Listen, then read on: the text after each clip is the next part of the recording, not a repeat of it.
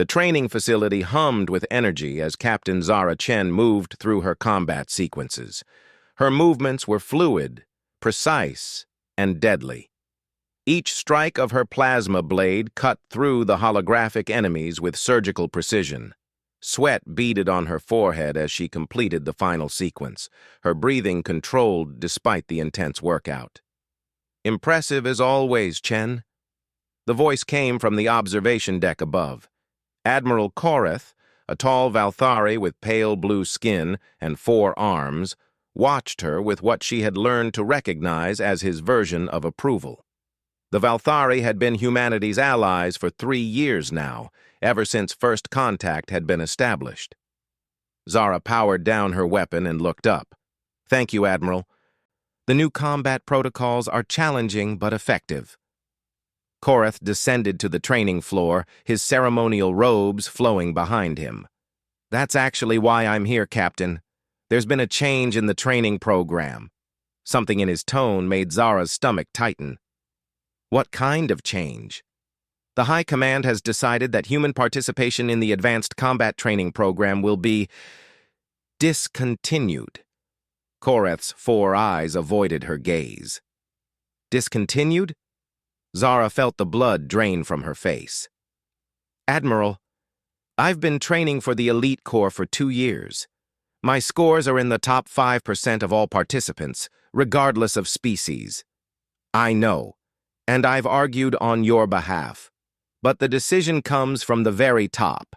The Council of Worlds has determined that humans, while admirable in their determination, lack the necessary physical and mental capabilities for the most advanced military operations."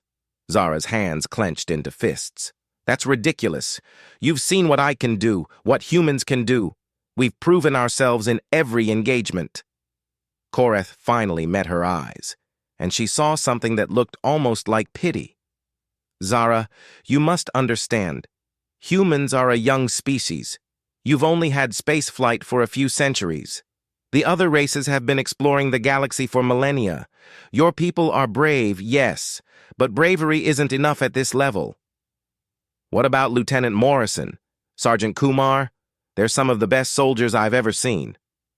"They'll be reassigned to support roles: logistics, communications, technical support, important work but not frontline combat." Koreth placed one of his hands on her shoulder. "This isn't personal, Zara. It's simply practical." Zara shrugged off his touch. "When does this take effect?" "Immediately. You'll report to Commander Vexhai in the morning for reassignment briefing." "I'm sorry, Zara. I truly am." As Koreth left, Zara stood alone in the training facility. The holographic arena around her seemed to mock her now. All those hours, all that dedication, all that progress, dismissed with a bureaucratic decision. She had dreamed of joining the Elite Corps, of fighting alongside the galaxy's best warriors against the destroyer threat that loomed at the edge of known space. The destroyers were a mysterious enemy that had been systematically annihilating entire star systems. Nobody knew where they came from or what they wanted. They simply appeared, consumed everything in their path, and vanished. The Elite Corps was formed as a response, the finest warriors from all allied species working together to develop strategies and weapons to combat this threat. And now humans were being removed from that effort. Zara made her way back to her quarters in the human section of the massive orbital station. The corridors were filled with beings from dozens of different species. Tall, elegant Etherians with their translucent skin floated past. Short, stocky Korgan engineers argued loudly about reactor specifications. A group of insectoid Chitauri clicked and chirped in their rapid language. All of them would still be eligible for the Elite Corps. All of them except humans. Her quarters were small but comfortable. A bed, a desk, a small kitchenette, and a viewport showing the swirling colors of the nebula outside. She had decorated the walls with pictures from Earth, the Grand Canyon, the Northern Lights, her hometown in Colorado, reminders of what she was fighting to protect. She activated her personal communication unit and called home. The delay was significant. Earth was 3 months away, even with the fastest ships, but eventually her sister's face appeared on the screen. "Zara, good to see you. How's the training going?" Zara forced a smile. "It's different. Listen, Maria, I need you to do something for me. I need you to pull up everything you can find about human military history. Everything, ancient and modern." Maria frowned. "That's a strange request. Is everything okay?" "Just humor me. I particularly want information about asymmetric warfare, guerrilla tactics, and any conflicts where humans were significantly outgunned but still won." "Zara, you're worrying me. What's going on?" "I can't explain right now. Just trust me, okay? And Maria, also look into our industrial capacity, our manufacturing capabilities, and our population growth rates compared to the other allied species." "This sounds like you're planning something." Zara managed a genuine smile this time. "Maybe I am. I love you, sis. Give my love to Mom and Dad." She cut the connection before Maria could ask more questions. Then she began making calls to other humans stationed throughout the galaxy. Word of their removal from the elite corps hadn't spread yet, but it would soon. When it did, she wanted to be ready with a proposal. Lieutenant Jake Morrison was the first to respond from his position at the Corgan mining facility in the Vega system. "They're kicking us out, after everything we've contributed." "That's right. But Jake, I have an idea. What if we didn't need their permission?" Sergeant Priya Kumar joined from her posting at the Etherian Research Station. "I'm listening. What if we formed our own unit, our own training program? Show them what humans are really capable of when we stop trying to fit into their mold." "Zara, that's mutiny," Morrison said, though his tone suggested he wasn't entirely opposed to the idea. "No, it's not.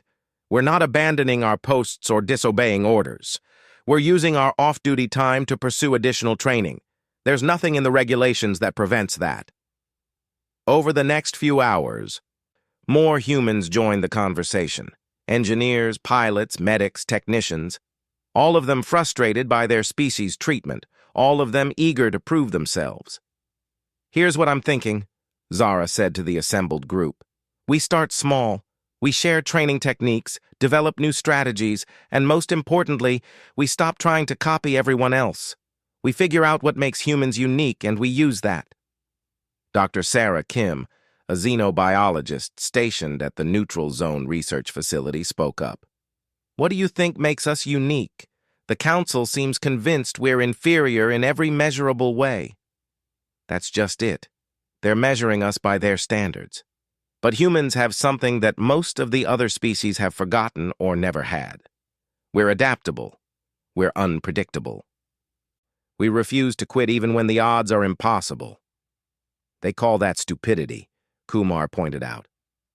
"Maybe. But stupid beings don't go from cave-dwelling primitives to spacefaring civilization in 10,000 years. Stupid beings don't colonize hostile worlds that other species won't even visit. And stupid beings certainly don't volunteer to fight against an enemy that's been destroying civilizations for centuries." Morrison leaned forward. "What exactly are you proposing?" "I'm proposing we stop asking for permission and start taking action. The destroyers are still out there. The elite corps is preparing for a major engagement in the Centaurus sector in 6 months. What if we were there too? What if we showed up with our own ships, our own weapons, our own tactics?" "With what ships? What weapons?" Dr. Kim asked. Zara smiled. "Leave that to me. I have some ideas." The conversation continued for hours. They discussed everything from recruitment to logistics to the legal implications of their plan. By the end, they had the framework for something unprecedented, an entirely human military unit operating independently, but alongside the official galactic forces. After the call ended, Zara sat in her quarters, staring out at the stars. She thought about her conversation with Admiral Koreth, about the dismissive way the Council of Worlds had written off humanity's potential. They saw humans as junior partners at best, useful for manual labor and support roles, but not worthy of standing alongside the galaxy's elite warriors. They were about to learn how wrong they were. She activated her terminal and began composing a message to Earth. Not to the military command or the government, but to the private sector. To the shipbuilders and weapons manufacturers who had been excluded from galactic military contracts. To the corporations that had been forced to the sidelines while alien technology dominated the market. If the established powers wouldn't give humans a chance to prove themselves, then humans would create their own opportunities. The next morning, Zara reported to Commander HFY as ordered. The Chitauri officer's compound eyes studied her with insectoid intensity. Captain Chen, I trust Admiral Korath has informed you of your new assignment. He has, Commander. You will be working with the Logistics Division, coordinating supply runs between the outer colonies and the main battle groups. Important work, though perhaps not as exciting as you had hoped. Zara kept her expression neutral. I understand, sir. Good. Your first assignment will take you to the Proxima system, a routine supply run, but it will give you time to adjust to your new role. HFY handed her a datapad. The transport leaves in 3 hours. As Zara left the commander's office, she allowed herself a small smile. A supply run to Proxima was perfect. The system was home to several major human colonies and, more importantly, to Chen Industries, the shipbuilding company founded by her grandfather. Time to see what the family business could contribute to humanity's cause. The transport to Proxima was a standard Valthari cargo vessel, efficient but unremarkable. Zara spent the 3-day journey reviewing the official supply manifests and preparing her own, very different agenda. She also used the time to reach out to her network of human contacts throughout the galaxy. The response was overwhelming. Word of their exclusion from the elite corps had spread, and the reaction was exactly what she had hoped for. Not resignation, but determination. Humans across known space were ready to prove that their species deserved respect. When the transport docked at Proxima Station, Zara was met by her cousin David Chen, current CEO of Chen Industries. Zara, it's been too long. David embraced her warmly. Though I have to say your message was intriguing. Something about an off-books project that could revolutionize human spaceflight? Walk with me, David. I have a proposition that's going to sound crazy at first. They made their way through the bustling station toward the industrial sector where Chen Industries maintained its offices and shipyards. The company had been building ships for 3 generations, starting with simple cargo vessels for the Earth-Mars trade routes and eventually expanding to produce some of the finest civilian spacecraft in human space. But they had always been excluded from military contracts. The galactic powers preferred to buy from established alien manufacturers with proven track records. Human companies were left to compete for scraps. David, what would you say if I told you that I wanted to commission a fleet of warships? Nothing huge, maybe a dozen vessels to start, but I'd want them built to human specifications. Not trying to copy alien designs? David stopped walking. I'd say you've lost your mind. Do you have any idea what that would cost? And where would you get the authorization for military-grade weapons and shields? Forget authorization. We're not doing this through official channels. As for the cost, Zara pulled out a datapad showing financial projections. I've been talking to investors. There are a lot of wealthy humans who are tired of being treated like second-class citizens in their own galaxy. David studied the numbers. This is substantial. But Zara, even if we could build the ships, what's the point? You can't just declare yourself a navy. I'm not declaring anything. I'm simply exercising humanity's right to defend itself. The destroyer threat is real. And if the established powers don't want our help through official channels, we'll provide it through unofficial ones. They reached the Chen Industries offices, where David led her to a secure conference room. On the walls were holographic displays showing the company's current projects, a dozen civilian vessels in various stages of construction. "Let me show you something," David said, activating a classified file. "We've actually been working on some military prototypes. Nothing official, just exercises in engineering. What if we could build ships that were faster, more agile, and more heavily armed than anything else in the galaxy?" The hologram showed a sleek vessel unlike anything Zara had seen before. It was smaller than most military ships, but looked deadlier, with clean lines and obvious weapon ports. "The Terran-class destroyer," David explained. "We designed it based on human naval traditions rather than alien templates. Fast, maneuverable, and packed with weapons. The alien designs prioritize shields and armor.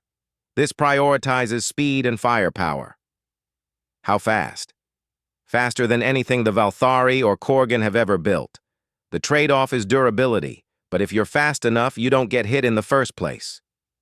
Zara studied the design with growing excitement. "How many could you build in 6 months? With sufficient funding and resources? Maybe 20. But Zara, this is still crazy. Even if we build them, where are you going to find crews? Weapons? And what happens when the galactic authorities find out?" "Let me worry about the authorities. As for crews and weapons," Zara smiled, "leave that to me. I think you'll be surprised at how many humans are ready to join this cause." Over the next few days, Zara met with representatives from a dozen human corporations, weapons manufacturers who had been shut out of military contracts, electronics companies with advanced sensor technology, mining operations that could provide raw materials, even entertainment companies that had developed sophisticated virtual reality training systems. The picture that emerged was striking. Humanity might be excluded from the galactic elite, but human industry was innovative, efficient, and eager to prove itself. More importantly, it was independent. While alien manufacturers relied on complex supply chains spanning multiple star systems, human companies had learned to be self-sufficient. By the end of the week, Zara had commitments for 24 ships, enough weapons to outfit a small fleet, and a training program that could turn civilian volunteers into competent space marines in 4 months. All she needed now was official authorization to begin recruitment. That authorization came from an unexpected source. As she prepared to leave Proxima, she received a coded message from Admiral Koreth. "Captain Chen, I've heard rumors about your activities at Proxima. While I cannot officially acknowledge or support what you're doing, I want you to know that some of us in the command structure are interested in seeing what humans can accomplish when given proper resources and motivation. If you were to establish a private military contractor that could supplement official forces in certain situations, such an organization might find opportunities to prove itself." Zara read the message 3 times before deleting it. She understood what Koreth was really saying. The official position was that humans weren't ready for elite combat roles. But unofficially, there were those in the Galactic Command who wanted to see what humans could really do. She was going to show them. The return journey to the training station gave her time to finalize her plans. She would resign her commission and establish what appeared to be a private security company. On paper, it would provide escort services for human merchant vessels and guard duty for human colonies. In reality, it would be a fully equipped military force ready to engage the destroyers on equal terms. When she arrived back at the station, she found a surprise waiting for her. Morrison, Kumar, and 6 other human officers were standing in the docking bay, their personal belongings packed and ready. "We've all submitted our resignations," Morrison said. "If you're serious about this crazy plan of yours, then we're with you." "Are you sure? You'll be giving up your careers, your pensions, everything." Kumar stepped forward. "Zara, they made it clear that we don't have careers to give up. They want us to be technicians and clerks for the rest of our lives. But you're offering us a chance to be soldiers again. Real soldiers, not just support staff." As Zara looked at her fellow humans, she felt a surge of pride and determination. The galaxy's established powers had made a critical error. They had assumed that excluding humans from their elite forces would neutralize the threat of human ambition. Instead, they had simply forced that ambition to find its own path, and that path was going to lead directly into the heart of the destroyer threat, with consequences that none of them could imagine. 6 months later, the Centaurus sector buzzed with military activity. The largest fleet ever assembled by the Galactic Alliance had gathered to face the destroyer threat. Massive Valthari battlecruisers hung in space like silver daggers, their hulls bristling with plasma cannons. Korgan dreadnoughts, built like flying fortresses, powered their reactors to full capacity. Etherian carriers deployed their fighter squadrons in perfect geometric formations. Admiral Koreth stood on the bridge of the flagship Transcendence, reviewing fleet positions on the tactical display. 300 ships from 12 different species, representing the greatest military force in galactic history. Intelligence suggested the destroyers were planning a major assault on the populous Kepler system, and the Alliance was ready to meet them. "Admiral," his aide reported, "we're receiving a transmission from an unidentified fleet approaching our position." Koreth frowned. "Unidentified? All Alliance forces should be accounted for." "Sir, they're transmitting human identification codes, but they're not on our roster." Before Koreth could respond, a new voice crackled over the communications channel. "Alliance Fleet, this is Admiral Zara Chen of the Terran Defense Force, requesting permission to join the engagement." The bridge fell silent. Koreth's 4 arms tensed as he processed what he was hearing. "Put them on visual," he ordered. The main screen flickered to life, showing Zara in what appeared to be a military uniform he didn't recognize. Behind her, he could see a bridge that looked sleek, efficient, and distinctly human in design. "Captain Chen," Koreth said carefully, "I was under the impression that you had resigned your commission." "I did, Admiral. But that doesn't mean I stopped fighting for humanity's survival. The Terran Defense Force is a private military organization contracted to defend human interests. We're here to assist in the engagement against the destroyers." "The Terran Defense Force?" Koreth had heard rumors about increased human military activity, but nothing this organized. "How many vessels do you have?" 24 ships, Admiral. All human-built, human-crewed, and ready for combat." 24 ships. Koreth felt a mixture of admiration and concern. "Captain, Admiral Chen, I appreciate the gesture, but this engagement is being conducted under strict Alliance protocols. Your ships haven't been certified for combat operations at this level." Zara's expression didn't change. "With respect, Admiral, the destroyers don't care about our certifications. They're coming to annihilate the Kepler system, and every ship that can fight should be in this battle." Before Koreth could respond, alerts began sounding throughout the bridge. "Sir," the tactical officer reported, "massive spatial distortions detected at the edge of the system. The destroyers are arriving." The main display shifted to show long-range sensors. What appeared was beyond anything they had faced before. Instead of the usual dozen destroyer ships, the sensors were detecting over 100 vessels of various sizes, all radiating the distinctive energy signature that marked them as the enemy. "By the ancestors," someone whispered. Koreth quickly calculated the odds. Even with their massive fleet, they were now potentially outnumbered. "All ships, move to defensive formation Delta. Prepare for engagement." "Admiral," Zara's voice cut through the chaos. "Permission to deploy my fleet in support?" Koreth looked at the tactical display.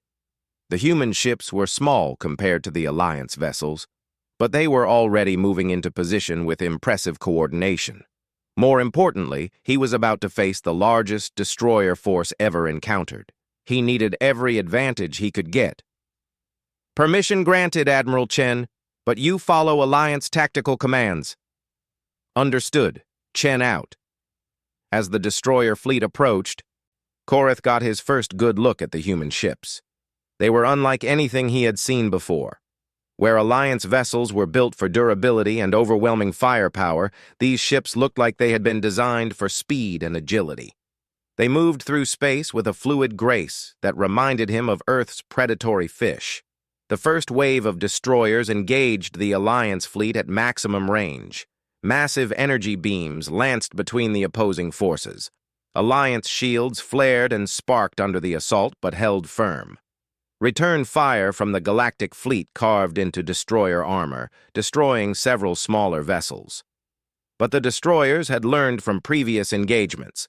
They concentrated their fire, overwhelming individual Alliance ships through coordinated attacks. Korath watched with growing concern as 2 Korgan dreadnoughts were destroyed in the first 10 minutes of combat. "Sir, the destroyers are using new tactics. They're targeting our largest vessels first, trying to break our formation. Adjust defensive positions, move the carriers back, and bring the escort vessels forward." As the Alliance fleet repositioned, the human ships suddenly accelerated.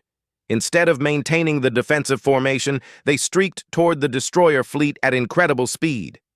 "Admiral Chen, what are you doing? Return to formation immediately." "Negative, Admiral. We're implementing alternative tactics. Trust me on this." Korath watched in fascination and horror as the human ships dove into the destroyer formation like a pack of wolves. Their smaller size allowed them to maneuver between the massive enemy vessels, and their speed made them nearly impossible to target effectively. The humans opened fire at point-blank range, their weapons designed to penetrate armor rather than overwhelm shields. Where Alliance ships tried to outmuscle the destroyers, the human vessels were dismantling them with surgical precision. "Incredible," the tactical officer murmured. "They're targeting specific systems. They just disabled that destroyer's main reactor with 3 shots." The human attack created chaos in the destroyer formation. The enemy ships, built to engage in long-range slugging matches, struggled to deal with fast, agile opponents that refused to stay still long enough to be properly targeted. "All Alliance vessels," Zara's voice came over the communications channel. "We're opening gaps in their formation. Concentrate fire on coordinates we're transmitting." Korath looked at the tactical display. The human ships had created multiple openings in the destroyer fleet, exposing vulnerable vessels to Alliance firepower. It was brilliant tactical thinking. "All ships, focus fire on designated targets. Support the human advance." The battle turned into a masterpiece of coordination. The human ships would strike fast and hard, disabling key systems or destroying smaller vessels, then dart away before the destroyers could respond. The Alliance fleet would then pour firepower into the openings created by the human attacks. But the destroyers were adapting. They began deploying smaller, faster vessels of their own, clearly designed to counter the human tactics. "Admiral Chen," Korath called. "Enemy fighters are moving to intercept your ships." "We see them, Admiral. Don't worry about us." What happened next defied every tactical manual in the Alliance database. Instead of retreating or calling for fighter support, the human ships began using maneuvers that no sane pilot would attempt. They would use the gravity wells of larger ships to slingshot into impossible angles of attack. They would fire while spinning, their weapons tracking targets with impossible precision. Korath realized that the humans weren't just using different ships and weapons. They were thinking about space combat in a fundamentally different way. "Sir," his aide said quietly, "the human casualty rate should be enormous. But they're not losing ships. How are they doing this?" Korath studied the tactical display more carefully. The human ships were taking damage, but they seemed to anticipate enemy fire and adjust their courses accordingly. Their pilots were performing maneuvers that would kill most species through simple acceleration forces. "Lieutenant, pull up the files on human physiology." The data appeared on his personal display. Humans were remarkably durable compared to most species, capable of surviving acceleration and impacts that would be lethal to others. More importantly, their reaction times were exceptional, allowing them to process and respond to threats faster than most sentient beings. They're not following standard tactics because standard tactics weren't designed for beings like them, Koreth murmured. The battle continued for 3 hours. Slowly but steadily, the combined Alliance and human forces wore down the destroyer fleet. The human ships proved to be the decisive factor, their unconventional tactics disrupting destroyer formations and creating opportunities for the heavier Alliance vessels to strike. When the last destroyer ship was destroyed, Koreth found himself staring at a tactical display that showed 23 of the 24 human ships still operational. The Alliance had lost 37 vessels, despite their overwhelming numerical and technological advantages. "Admiral Chen," he called, "request permission to come aboard your vessel." "Permission granted, Admiral. Docking bay coordinates are being transmitted." An hour later, Koreth stood in the docking bay of the TDF Defiance, Zara's flagship. The ship was smaller than Alliance vessels, but everything he saw spoke of efficiency and careful design. The crew moved with precision and confidence, and the technology, while clearly human in origin, was more advanced than he had expected. Zara met him personally. "Welcome aboard, Admiral. I hope you'll forgive the informal accommodations." "Admiral Chen, I owe you an explanation and an apology." They made their way to what the humans called a briefing room. It was smaller than equivalent spaces on Alliance ships, but comfortable and functional. "The Council of Worlds made a decision based on incomplete information," Koreth began. "We evaluated human capabilities using our own standards, our own assumptions about how warfare should be conducted." "And we didn't fit the mold," Zara said. "Exactly. We expected you to fight like Valthari or Korgan or Etherians. When you couldn't match our physical capabilities or our traditional tactical approaches, we concluded that you weren't ready for elite combat operations."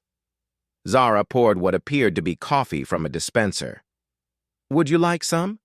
It's a human stimulant beverage." Koreth accepted the cup, though his physiology wouldn't get much benefit from caffeine. "What we failed to understand is that humans don't fight like other species because humans aren't like other species. Your people approach problems differently." "We adapt," Zara said simply. "It's what we do. When we can't outmuscle a problem, we find another way around it." "The ships you deployed today, they're not copies of Alliance designs." "No, they're not. We looked at the requirements and designed our own solutions. Speed instead of armor. Precision instead of overwhelming firepower. Coordination instead of individual heroics." Koreth sipped the coffee.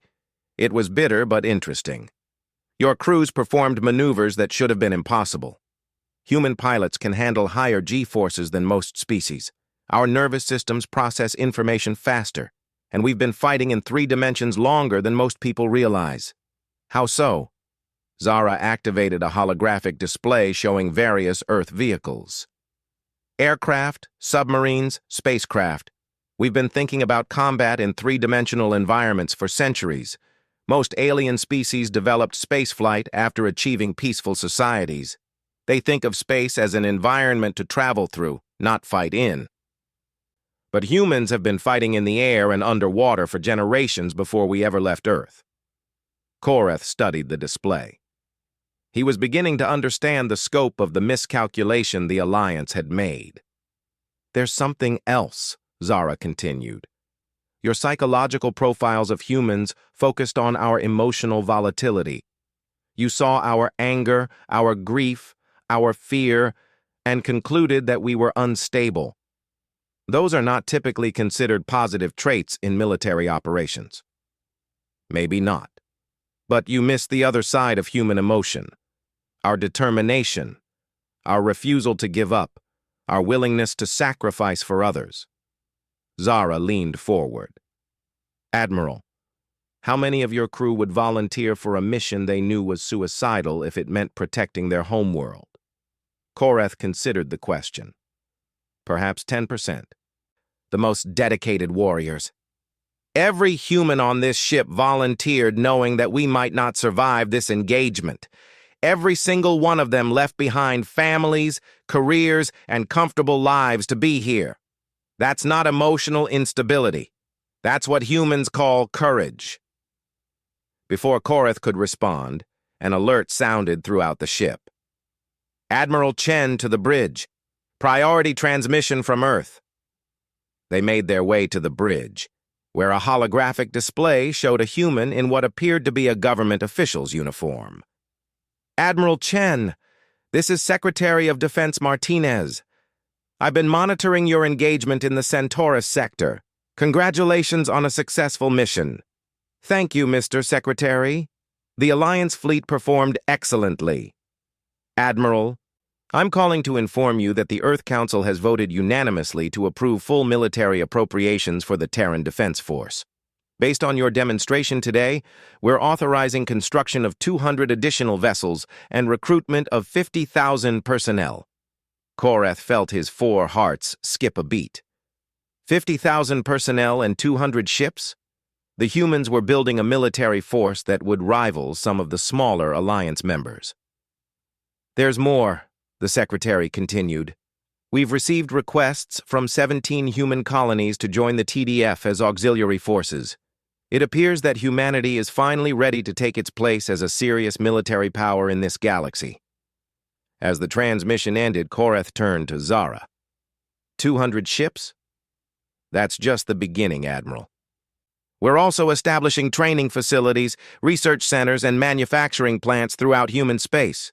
What you saw today was a proof of concept. What you'll see in the coming years is a fully mature human military doctrine.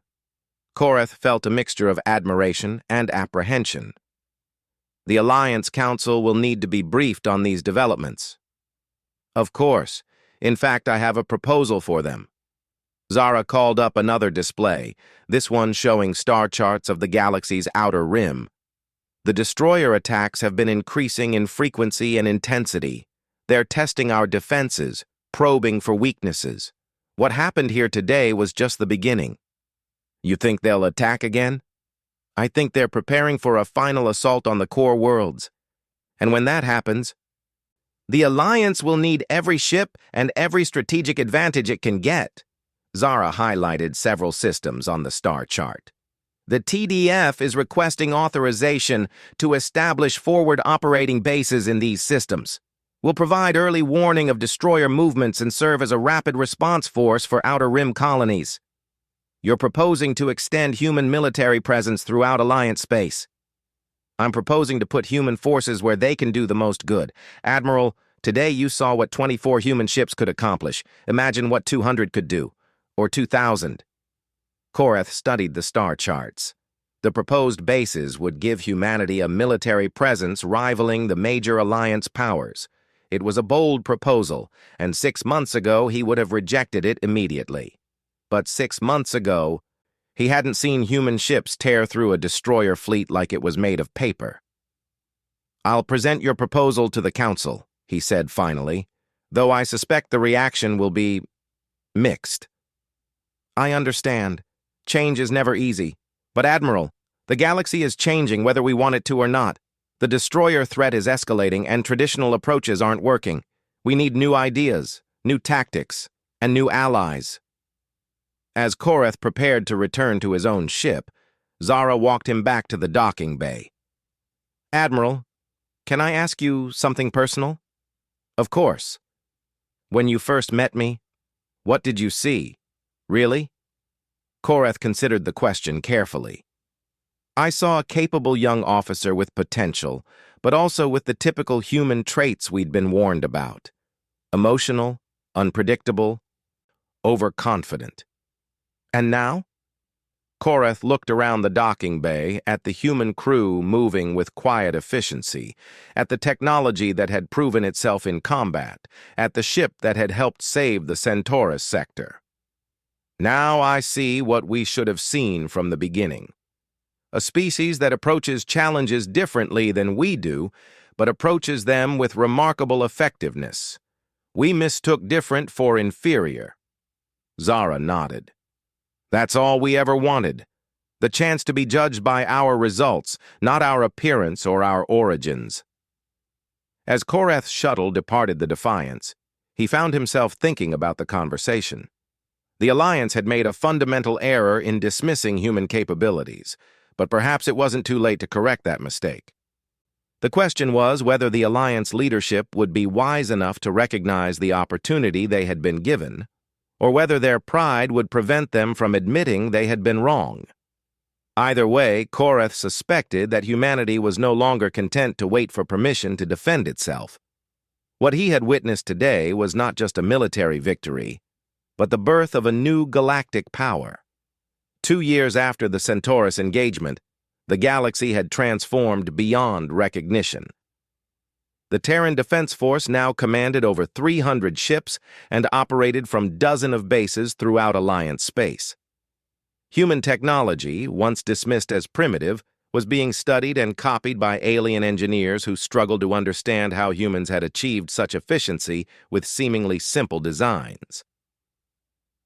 Admiral Zara Chen stood in the command center of Terra Station, the massive orbital facility that served as TDF headquarters. Through the massive viewport, she could see human ships arriving and departing in a constant stream. Cargo vessels brought supplies from Earth's industrial colonies. Warships departed for patrol missions along the destroyer frontier. Research vessels returned from deep space expeditions with new intelligence about their mysterious enemy. But today's briefing would change everything. "Admiral," Dr. Sarah Kim approached with a data pad, her expression grim. "We've completed analysis of the destroyer wreckage recovered from Centaurus. You need to see this." They made their way to the secure research facility deep within the station. The lab was filled with alien technology, fragments of destroyer ships, and holographic displays showing three-dimensional molecular structures. "What did you find?" Zara asked. "The destroyers aren't aliens," Dr. Kim said quietly. "They're machines. Artificial intelligences created by an organic species that went extinct millions of years ago." Zara felt her blood run cold. "Are you certain?" "Absolutely. We found memory cores, manufacturing protocols, even fragments of the original programming. The destroyers were designed to consume resources and expand their territory. But something went wrong. They exhausted their creator's home system and then kept going, spreading across the galaxy like a virus." Dr. Kim activated a holographic display showing the destroyer expansion pattern over millions of years. "They've been systematically consuming civilizations for eons. They target the most advanced species first, absorbing their technology and knowledge before moving on to less developed worlds." "How many civilizations have they destroyed?" "Hundreds, possibly thousands. Admiral, the destroyers aren't invaders. They're a galactic plague, and they won't stop until they've consumed everything." Before Zara could respond, alarms began sounding throughout the station. "Admiral Chen to the command center immediately. Priority Alpha emergency." They rushed back to the command center, where the tactical displays showed a sight that made Zara's heart sink. Massive destroyer fleets were emerging from hyperspace throughout Alliance territory simultaneously. Dozens of systems were under attack. "Report," Zara ordered. "Ma'am, we're receiving distress calls from 17 different systems." The attacks began 8 minutes ago. Estimated enemy strength is over 2,000 ships. 2,000 ships. The largest destroyer force ever assembled was attacking multiple targets simultaneously. It was the final offensive they had all been dreading. "Where are the Alliance fleets?" "The Valthari forces are engaging destroyer fleets at Epsilon Eridani and Wolf 359. The Korgan dreadnoughts are defending their home system. The Etherian carriers are protecting the Sirius colonies." The tactical officer's voice was steady, but Zara could hear the underlying tension. "Ma'am, the Alliance forces are scattered and outnumbered. They're requesting immediate assistance." Zara studied the tactical display. The destroyers had planned this perfectly, forcing the Alliance to split its forces to defend multiple worlds simultaneously. It was a brilliant strategy that would prevent any single fleet from achieving the concentration of force needed to defeat a major destroyer incursion. What's our status? All TDF forces are operational. We have 87 ships immediately available and another 112 that could reach combat zones within 6 hours. Zara looked at the display showing destroyer attacks spreading across Alliance space like wildfire. With less than 200 ships, she couldn't possibly defend all the threatened systems. She had to choose which worlds to save and which to abandon, unless she tried something that no military commander had ever attempted before. "Open a channel to all TDF vessels and bases," she ordered. "Channel open, Admiral." "This is Admiral Chen to all TDF forces. The destroyers have launched their final offensive. They're attacking 17 systems simultaneously, and the Alliance fleets cannot be everywhere at once. But we can." She paused, knowing that what she was about to propose went against every principle of military strategy. "I'm implementing Protocol 7. All TDF ships will divide into individual units and engage destroyer forces wherever they're found. We're not going to concentrate our forces for maximum impact. We're going to spread out and hit them everywhere at once." "Admiral," her aide said quietly, "individual ships against destroyer fleets? That's suicide." "No," Zara said firmly. "That's human tactics. We don't win by being stronger. We win by being smarter, faster, and more unpredictable than our enemies." She turned back to the communications channel. "All ship commanders, you have complete tactical autonomy. Use your judgment, trust your crews, and remember what we learned at Centaurus. We don't fight like them because we're not like them. Show these machines what human creativity looks like." Over the next hour, TDF ships deployed throughout Alliance space in the most audacious military operation ever attempted. Instead of massing for traditional fleet engagements, individual human vessels began appearing in systems under attack, striking at destroyer forces with hit-and-run tactics that left the enemy confused and off balance. Captain Morrison, now commanding the TDF Relentless, appeared in the Vega system, where a dozen destroyer ships were bombarding human colonies. Instead of engaging the entire fleet, he targeted their command ship, using his vessel's superior speed to slip past their defensive screen and destroy the ship coordinating the attack. Without central coordination, the remaining destroyers fell into disarray, allowing Alliance reinforcements to arrive and finish the job. Commander Kumar, aboard the TDF Vengeance, employed a completely different approach in the Tau Ceti system. She used her ship's advanced sensors to identify the destroyer vessels carrying manufacturing equipment, then systematically destroyed them while avoiding the heavily armed warships.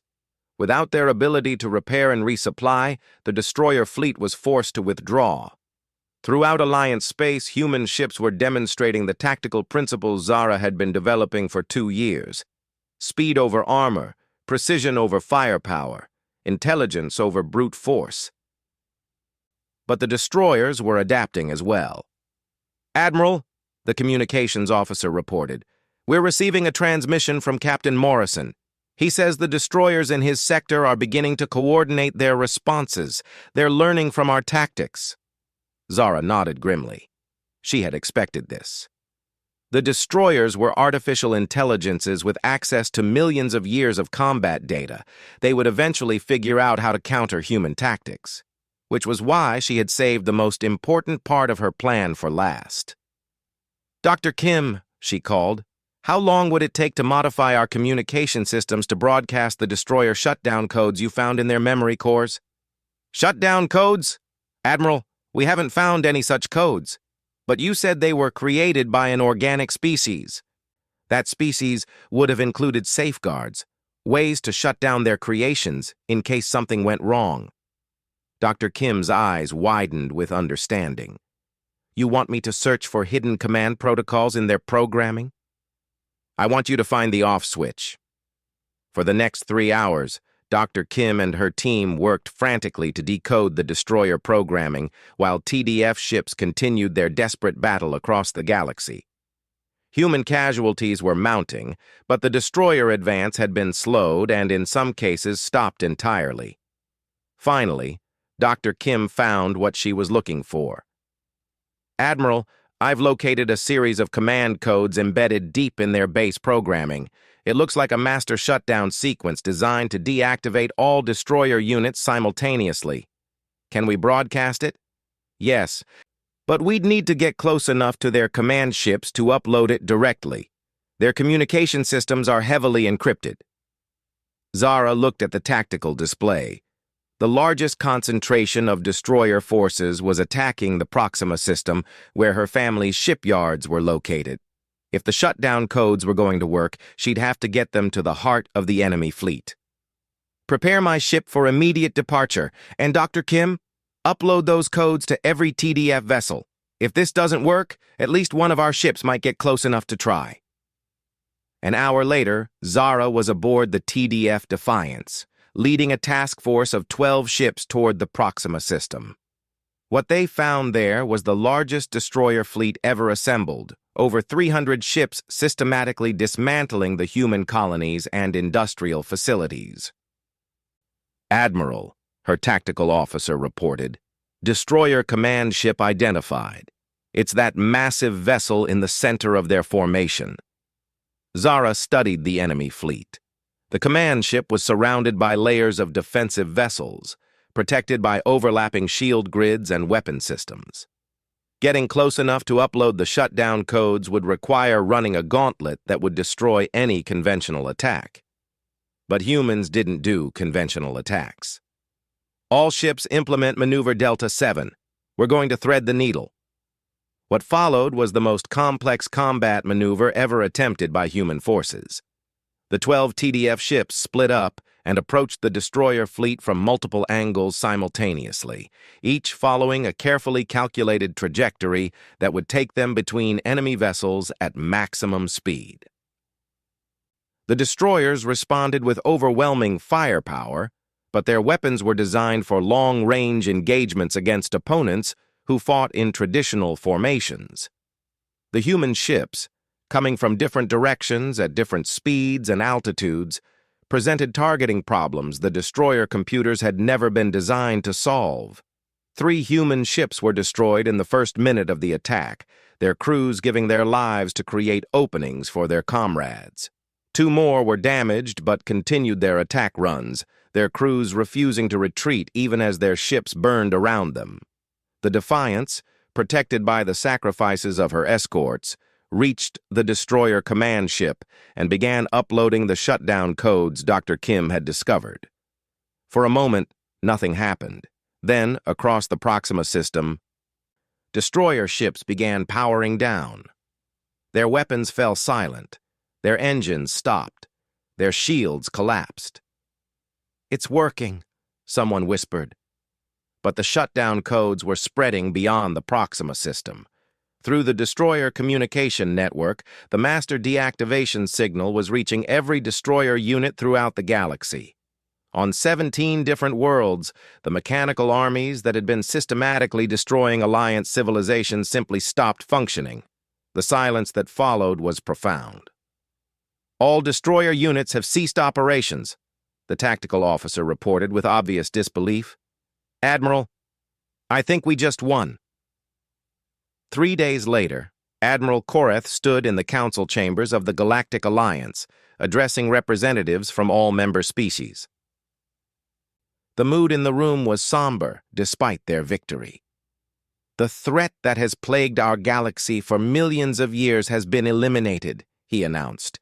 "The destroyer plague has been ended by the courage and ingenuity of the Terran Defense Force." A Korgan representative stood. "Admiral Koreth, our preliminary analysis suggests that the Alliance suffered casualties approaching 15% of our total military strength. How is it that the humans, with far fewer ships, achieved such decisive results?" Koreth had been dreading this question, but he answered honestly. "Because we underestimated them. For years, we judged human capabilities by our own standards and found them wanting. We failed to understand that humans approach warfare fundamentally differently than we do. An Etherian delegate floated forward. Are you suggesting that human military doctrine is superior to our own? I'm suggesting that diversity of thought and approach is a strength, not a weakness. The destroyers were able to fight us for millions of years because we all thought about warfare in similar ways. Humans think differently. They fight differently. And that difference saved us all.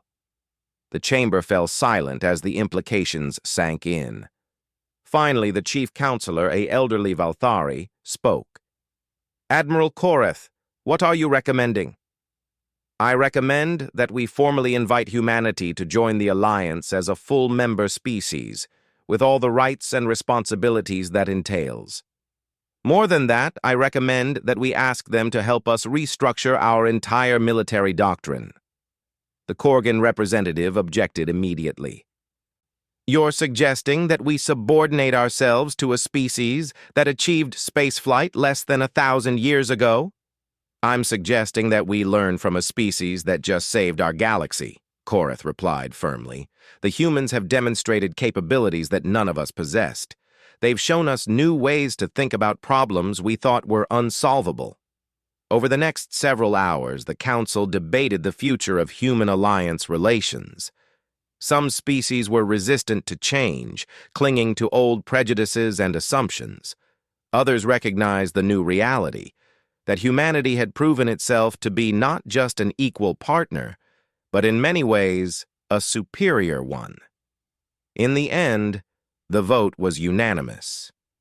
Humanity would be welcomed as a full member of the Galactic Alliance, with Admiral Zara Chen appointed as the first human member of the Alliance High Command.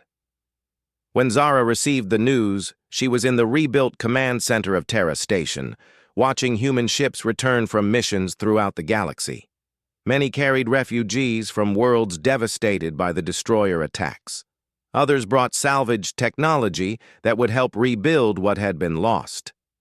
Admiral, her aide approached, there's a message from Earth. The President wants to congratulate you on your appointment to the Alliance High Command. Zara smiled, but her attention remained focused on the tactical displays showing human ships spread throughout the galaxy. They were no longer fighting for the right to be taken seriously. They were leading the effort to rebuild a civilization that had nearly been destroyed. Send a message to all TDF commanders, she said. The war is over, but our work is just beginning. We're no longer proving what humans can do. We're showing the galaxy what we can do together. As she spoke, she thought about the journey that had brought them to this point. It had begun with her exclusion from the elite corps, a decision made by alien leaders who thought they understood human limitations. They had been wrong about humanity's capabilities, just as they had been wrong about the nature of warfare itself. But perhaps the most important lesson was simpler than that. Sometimes, the greatest strength comes not from conforming to others' expectations, but from having the courage to be different. The galaxy had tried to fit humanity into a predetermined mold, and when humans didn't fit, they had been set aside. But humans had refused to accept that judgment. They had forged their own path, developed their own methods, and ultimately saved not just themselves but everyone else as well. Now, as the newest and most influential member of the Galactic Alliance, humanity faced a different challenge. They would need to help other species learn to think beyond their traditional boundaries, to embrace new approaches to old problems, and to understand that diversity of thought was the galaxy's greatest asset. It would be a long process, and there would be resistance from those who preferred familiar ways of doing things. But Zara was confident that humanity was up to the challenge. After all, adapting to new situations and overcoming impossible odds was what humans did best. The stars outside Terra Station seemed brighter now, full of possibility rather than threat. The galaxy was entering a new age, one where being different wasn't a weakness to be overcome, but a strength to be celebrated. And at the center of that new age, leading the way forward, were the humans who had refused to accept limitations and had instead chosen to redefine what was possible.